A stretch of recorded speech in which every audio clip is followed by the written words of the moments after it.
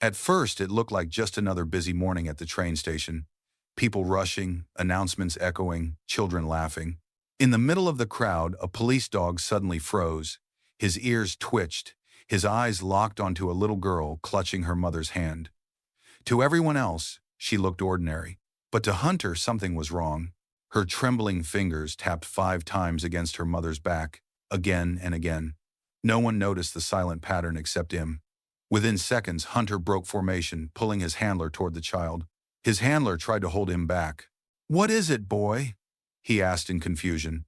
But Hunter refused to move. Around them, Chicago's Union Station pulsed with its usual morning rhythm: commuters balancing coffee cups, business travelers checking departure boards, families gathering luggage. Officer Daniel Cole scanned the crowd with the trained calm of someone who had walked these halls for years, unaware that his partner's instincts had already zeroed in on danger. A barista shouted orders, a train whistle echoed from the far platform, and the metallic hum of rolling suitcases blended into a restless symphony. No one paid attention to the little girl's pale face or the way her grip tightened around the worn stuffed bear in her arm. No one except Hunter, whose stance shifted from routine patrol to laser-focused alert. And in that moment, beneath the fluorescent lights and bustling chatter, a silent cry for help flickered, small, hidden, and almost invisible, until a police dog chose not to ignore it. Officer Daniel Cole moved through the terminal with the steady confidence of someone who had learned to read danger long before it ever showed its face. Years on the Chicago K-9 unit had taught him that threats often hid behind the ordinary: an abandoned backpack, a nervous smile, a gesture too controlled. Beside him walked Hunter, his German Shepherd partner, a dog whose instincts had proven sharper than any piece of equipment the department owned. Hunter's amber eyes swept the crowd with quiet precision. Travelers admired the pair as they passed, snapping photos, whispering about the famous K-9, who had helped crack more than one impossible case. But Daniel hardly noticed the attention. His focus was on the rhythm of the station, the ebb and flow of footsteps, the shifting tones of voices, the subtle tension that sometimes crept into a stranger's posture. Between man and dog existed a wordless trust, the kind built from long nights, unpredictable calls, and close calls neither liked remembering. Daniel relied on Hunter's senses as much as his own training, knowing the dog could pick up what humans never could: a tightening grip, a faltering step, the faint scent of fear. And on this morning, as crowds thickened and announcements boomed overhead, Hunter's sudden change in behavior signaled one truth: something hidden was beginning to surface. Near the security checkpoint, Daniel's attention shifted to a woman in a navy blue coat weaving through the crowd with 3 children in tow. She moved with a strange combination of urgency and restraint, her smile tight, her grip too firm for a parent on a morning trip. The smallest child, a little girl with soft brown hair and a worn teddy bear pressed to her chest, lagged a step behind. Her wide eyes searched the station as if looking for something or someone. To passing travelers, they looked like any family navigating the rush. But subtle details told a different story. The woman never glanced back to check on the girl. She didn't slow when the child stumbled. Instead, she tugged harder, her posture stiff, her jaw set in controlled tension. Daniel noticed the hesitation in the girl's steps, the way her fingers curled and uncurled nervously, and Hunter, usually calm during routine patrols, had gone still again. His ears lifted, gaze locked on the little girl with unwavering focus. There was no dramatic outburst, no obvious sign of danger, just a quiet, unsettling wrongness settling over the scene. A wrongness only a trained officer and a highly intuitive K-9 could feel rising beneath the noise of the morning rush.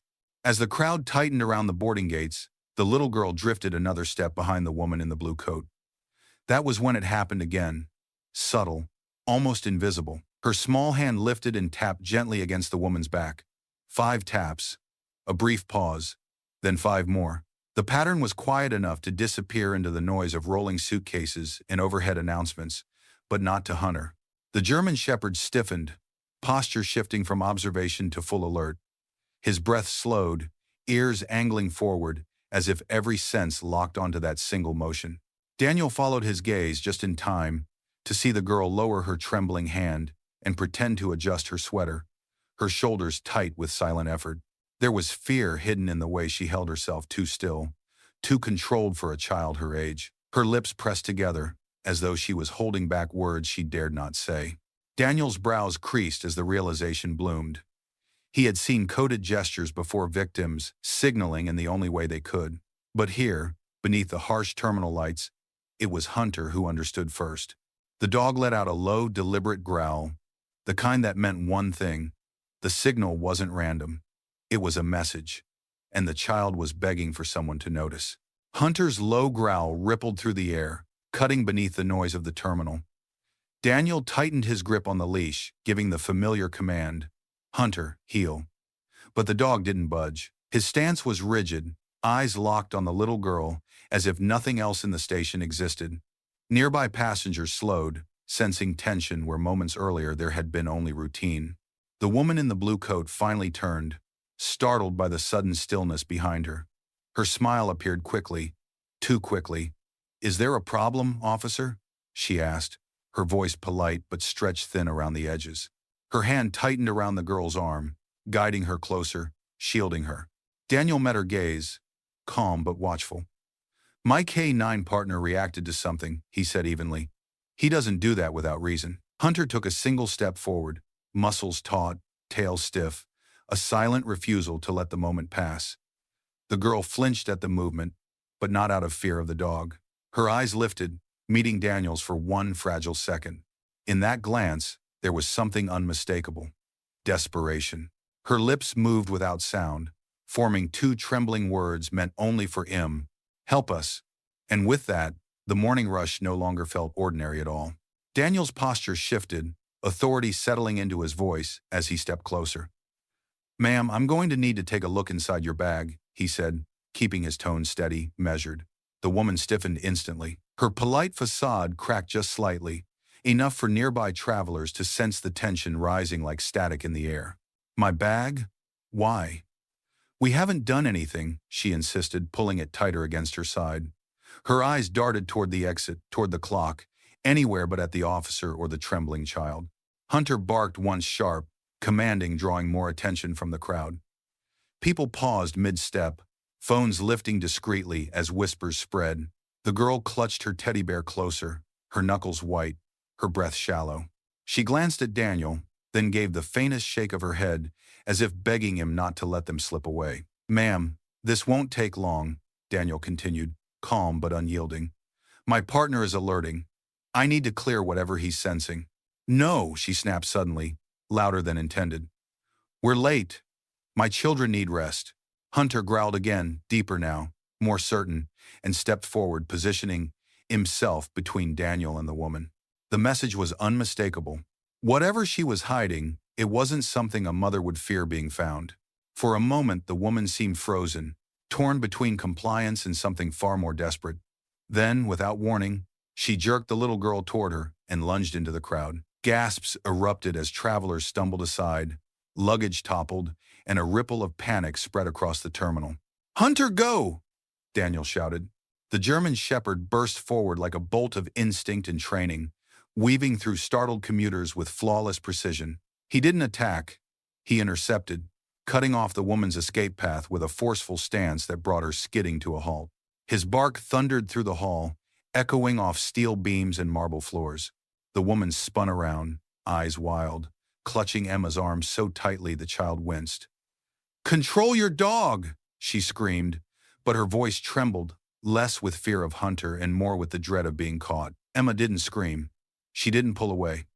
Instead, relief flickered across her frightened eyes as she looked at Hunter blocking their path, tail rigid, body low, ready to defend.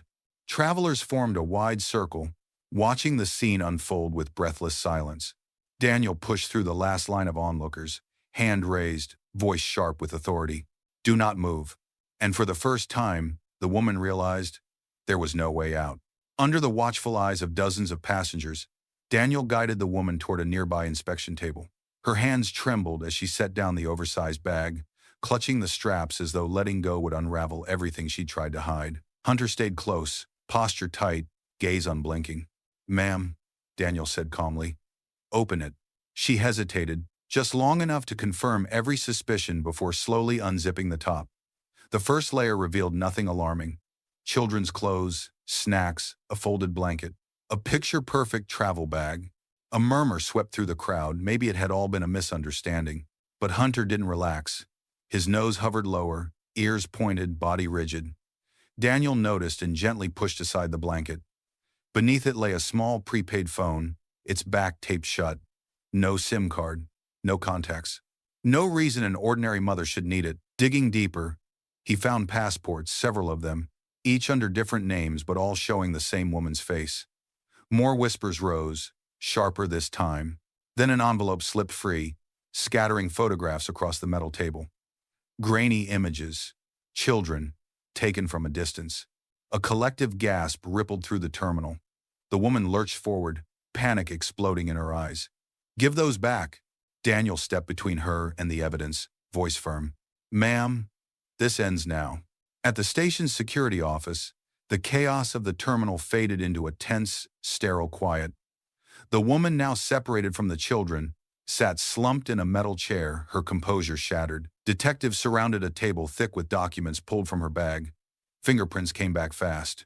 Her real name wasn't Karen Doyle. She was on multiple watch lists across 3 states, linked to a child trafficking network known for moving kids under false family identities. Through the glass, Emma sat with a social worker, clutching her teddy bear like a life raft. Hunter rested at her feet, calm but alert, his presence the only thing keeping the tremor out of her small hands. "Emma," the social worker asked gently, "do you know that woman?" The girl swallowed hard, eyes drifting to the interrogation room. "She said she was taking me to meet my dad," Emma whispered. "She said other kids were coming too, the ones in the pictures." She pointed weakly to the scattered photographs. "But they never came back." A heavy silence fell over the room. Even the detectives paused. Inside the interrogation room, the woman finally broke. "You don't understand," she cried. "I was forced. If I didn't take them, I'd be next." But outside, Emma leaned closer to Hunter, her voice trembling with fragile certainty. "She lied," she whispered. And he knew. Night settled over Chicago as the investigation escalated, from a single arrest to a race against time. Detectives traced a GPS ping from the prepaid phone found in the woman's bag, its final signal pointing to an abandoned warehouse district on the city's outskirts. The map on the operations board lit up with red markers, each one a location tied to missing children. Within minutes, a convoy of patrol cars and K-9 units rolled out, sirens slicing through the dark. In the lead vehicle, Daniel rested a steady hand on Hunter's vest. The dog sat poised, ears twitching at every distant echo, sensing the urgency in the air. When they reached the warehouses, steel skeletons swallowed by shadows, officers fanned out in silence. Daniel knelt beside Hunter, unclipping the leash. "Find them," he whispered. Hunter shot forward, weaving through broken fences and rusted crates, nose low, breath sharp with focus. His path twisted through the maze of debris until he stopped abruptly at a locked metal door. A muffled sound drifted through, soft, trembling. A child's voice. "Here!" Daniel shouted. Crowbars tore the door open, and flashlight beams revealed a group of frightened children huddled together. One boy reached out with shaking fingers, eyes wide. "He found us." And in that moment, relief flooded the room like a breath finally released. As officers escorted the rescued children to safety, a sudden roar shattered the quiet. Headlights flared at the edge of the warehouse yard, a black SUV tearing down the service road, accelerating hard. Shouts erupted. "They're getting away!" an officer warned. Before Daniel could react, Hunter sprang forward, instincts igniting like wildfire. The German shepherd bolted across the wet pavement, his silhouette cutting through the fog as the SUV fishtailed, tires screeching in desperation. "Unit 3, suspect vehicle heading east," Daniel called into his radio while sprinting after his partner. But Hunter was already closing the distance, weaving past debris with relentless precision. The driver pushed the accelerator to the floor, trying to shake him, clipping a trash bin that exploded across the alley. Hunter didn't falter. With a final burst of speed, he leapt toward the open driver's window, jaws locking onto the man's sleeve. The suspect panicked, jerking the wheel. The SUV spun violently, slamming into a chain-link fence with a deafening crash. Steam hissed from the crumpled hood as the man stumbled out, clutching his arm. "Chicago PD, don't move," Daniel ordered, weapon drawn as he closed in. The suspect tried to speak, but the sight of Hunter standing firm, growling low, eyes burning with resolve, silenced whatever courage he had left. Moments later, cuffs clicked into place. The chase was over, and so was his escape. Dawn broke softly over the city, casting warm light across the police command post, where officers moved with quieter steps now. The rescued children sat wrapped in blankets, sipping cocoa as paramedics checked them over. Among them was Emma, no longer trembling, her small hand resting gently on Hunter's fur. The German shepherd stayed close, tired but alert, as if unwilling to let her out of his sight. Moments later, the doors burst open and Emma's parents rushed in. Their cries hit the room like a wave as they swept their daughter into their arms, tears spilling, relief shaking their voices. Officers nearby paused, some looking away, others smiling through the heaviness in their own chests. Emma eventually pulled free and hurried to Hunter, wrapping her arms around his neck. "You heard me," she whispered. When no one else did, Hunter leaned into her embrace, tail tapping softly against the floor. Daniel watched them, the pride in his eyes quiet but unmistakable. "He listens," he said gently, "especially to the ones who need it most." And as Emma left with her family, clutching the K9 badge Daniel had given her, one truth lingered in the golden morning: light heroes don't always wear capes. Some walk on four paws and answer, silent cries no one else can hear. If this story touched your heart, don't forget to like the video and subscribe to Police Dog Tales for more stories of courage and loyalty.